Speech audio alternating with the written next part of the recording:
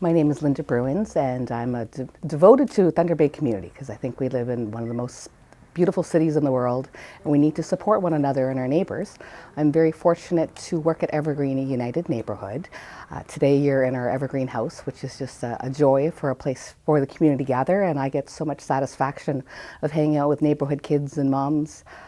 It's just a great place to be. A lot of people don't make the link between community work and crime reduction. If kids have somewhere to go after school, a place to go, a place to feel safe. We have Minnesota Park, we have the house, there's ongoing activities. Yesterday I was hanging out with neighborhood kids from 3 to 8:30. It was a wonderful day. We walked, we made snacks, we had popcorn. It's keeping people safe, and they know that there's a place for them to go. Some kids are growing up just knowing a land of Evergreen, which I feel fortunate. We call each other, park family. So that's a safe community because they know there's somewhere for them to be. It truly is an honor to get the Community Hero Award through the Crime Prevention Council. I've been proud to be a member for the past 4 years because I believe that helps make our community a safer place. And if this award helps reflect the work I do of community safety, that makes me really happy.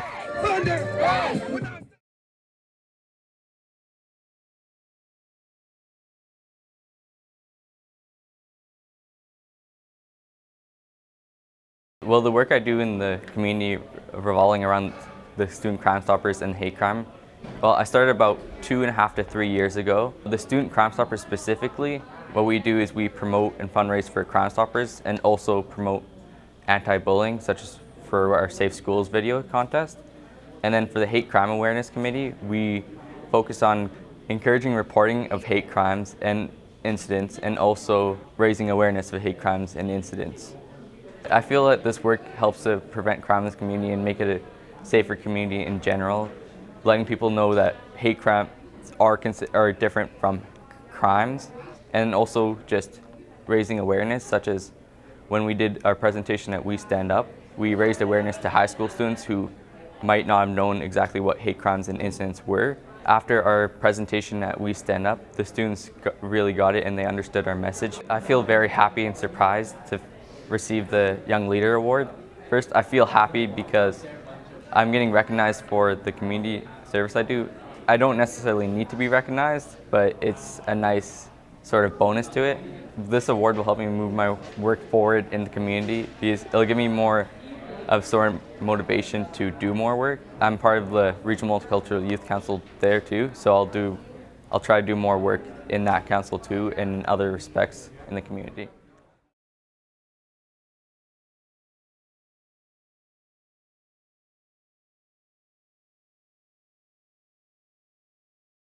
The SOS program was launched winter of 2013 as a response to the anticipated shortage in shelter beds, and we worked really closely actually with the city to come up with a cold weather plan, and this was one component of the cold weather plan. And really it's an outreach program that supports our emergency responders and supports the population of people that are either marginally or fragilely housed or are completely homeless to make sure that they can access shelter and other supports and services throughout the winter. The SOS program helps prevent crime and influences community safety in a number of ways, mainly by ensuring that people who are desperate for shelter can access that shelter. And it also helps improve the perception of safety, which is really important for other citizens to feel like they have a response. There's something that they can do when they see someone struggling, and that open homelessness is addressed. Shelter House is thrilled to receive the Outstanding Community Project Award because we know every day that the work that we do matters, but it's really affirming to see that other organizations recognize the need and the value of outreach to the most marginal community members of us all.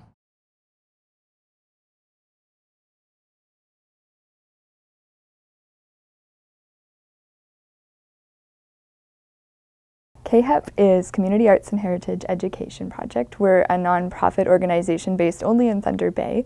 We do programming with children, youth, seniors, and families in the community and in schools. We work a lot in partnerships, so we partner with social service organizations and community organizations, neighborhood organizations, and different schools to do programming, and we work with local artists to do that. So It's dance, it's drama, it's literary arts, it's new media, it's urban arts, it's visual arts, it's a little bit of everything. So a lot of the children and youth we work with are in these priority neighborhoods, and they're vulnerable and they're at risk. They sometimes experience trouble with substance abuse, or they're just on the margins. They're almost getting into trouble. So what we do is we pull them out of those situations and invite them into the program, give them the chance to lead the program. We put cameras in their hands and say, like, what do you want to take photos of? And they start to identify with their neighborhood on a whole new level, and it's a positive level. I'm so excited. I'm so excited because it is arts-based, and you don't always hear about arts contributing to community safety, but I think what we're doing is really important in the community. And by receiving this award, we're also going to be able to expand our programs into more neighborhoods and work with more community organizations, and it's just really great outreach for us. And we'll be able to engage more children and youth and get them working on really positive things in the community.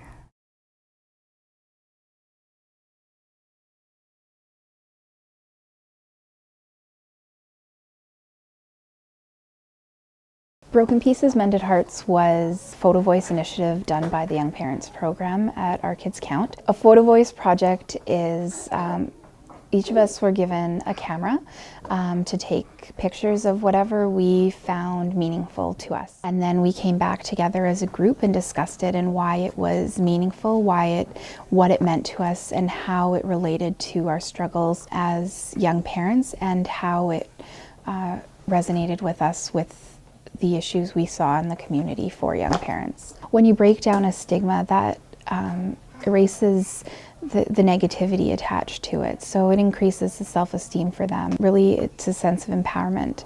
And I think anytime that's happening, the sense of community is broadened. Crime it goes hand in hand, right?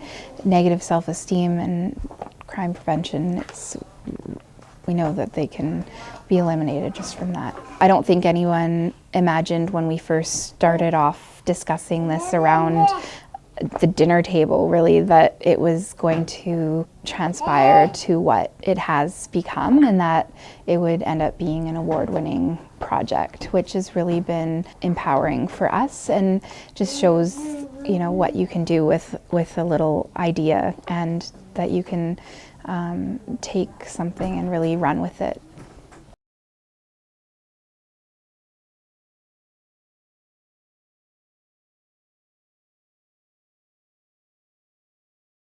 Well, when I took over as the chief, my commitment to the Police Services Board at that time was to make Thunder Bay Police more interactive with the community. So as such, we started doing research on how to get back into a community-based policing project. Out of that, we came up with zone policing, which was something we did back when I first got on the job 28 years ago. Further research showed that there was another program out there that would tie in nicely with the zone policing program, which was Zone Watch, which ties the police to the community and works interactively with the community, which was the program we were looking for, and we thought it suited us almost perfectly. I think it's important for community members to be involved in crime prevention because we have a vested interest in our community. I believe that it's actually improved my perception in that it's community effort. It's not just the police that are looking at these issues, and the citizens certainly have their eye on the community. We have an interactive ability to deal with the police and notify them of things that we see that are potentially problems. We seek out specific funding for Zone Watch that's above and beyond what we could do as a police service. It allows our citizens who are members of the program to actually come up with initiatives that we can actually make into reality. I feel great that Zone Watch is receiving the award this year.